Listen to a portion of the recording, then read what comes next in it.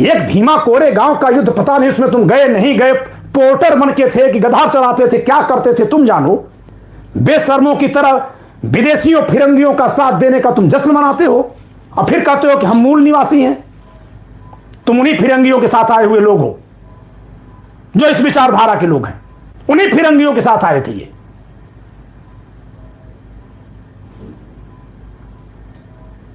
आपने सुना है इन साथियों कि बहुत सारे भारत के लोगों को ले जाकर के फिजी में बसा दिए, तुवालू में बसा दिए, मॉरिशस में बसाए, त्रिनिडाद टोबैगो में बसाए, तो बहुत सारे अफ्रीकन को ले जाकर के भारत में भी लाए होंगे ना।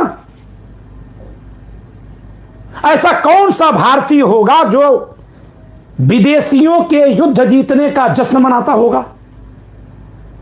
निश्चित रूप से कहीं ना कहीं उसका विदेशी मूल होगा। और वही कुंठा है। अब वो कुंठा फैला रहे हैं तो और समाज उससे संक्रमित हो रहा है। तो इस नाते यहां फड़फड़ाने की जरूरत नहीं है। जिस दिन आस्था पर हमला को लोग गंभीरता से ले लेंगे, या आस्था के नकली और नफरती गीत बजने बंद हो जाएंगे, नहीं चल पाएंगे। फिर कानून में सख्त प्रतिबंध है कि आप किसी के खिलाफ नफरतकारी बात नहीं कर सकते। तो अगर आप करेंगे तो सरकार की जिम्मेदारी है कि इस तरह की नफरतकारी बातों को रोके, और अगर सरकार नहीं रोकेगी तो समाज को पूरा हक। इसलिए जिन यादवों को बदनाम किया जा रहा है, उनकी ओर से मैं सवाल करता हूं कि वहां गाना कौन सा बज रहा था, वहां नारे कौन से लग रहे थे?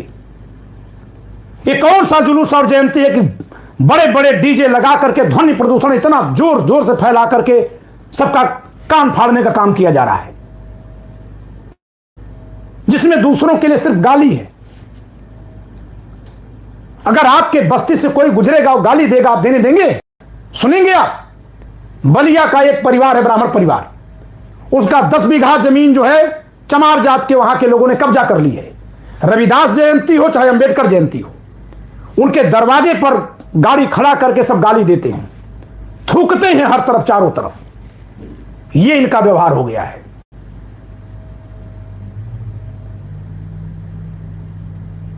तो जो सन 84 से 90 में जो शुरू हुआ था, सबने सोचा जाने दो भाई, थोड़ा कर रहे हैं करने दो। अगर उसको अपना जन्म सिद्ध अधिकार समझ रहे हो तो गफलत हो। कोई भी समाज अपनी प्रतिष्ठा से समझौता नहीं होने देगा। इसलिए जिन यादवों पर आरोप लग रहा है, मैं उनके पक्ष से बात कर रहा हूं कि वहां यह बात की जांच होनी चाहिए कि क्या वहां नफरती गीत बज रहे थे, क्या वहां भड़काऊ नारे दिए जा रहे थे? अगर हां तो बिल्कुल नहीं ऐसे गाने बजेंगे हमारे दरवाजे के सामने, सड़क पर भी नहीं बजेंगे। और सरकार की जिम्मेदारी है कि सरकार ऐसे गानों को रोके, इनको बजाने वालों को जेल में डाले। कानून बने हुए हैं, इसी संविधान के तहत ऐसे कानून बने हुए हैं। और इस सरकार ने भी 318 शिकायतों के आधार पर हमको है। इस सरकार को दिखाई नहीं दे रहा है कि सरेआम गालियां बकी जा रही हैं। हिंदूवादी सरकार में साथियों, अगर भगवान राम और कृष्ण की इस तरह से अपमानकारी हरकतें की जा रही हैं उनके लिए, तो अन्य समाज के लिए ये लोग क्या कर रहे होंगे? क्या इसके लिए किसी कैमरा की जरूरत है?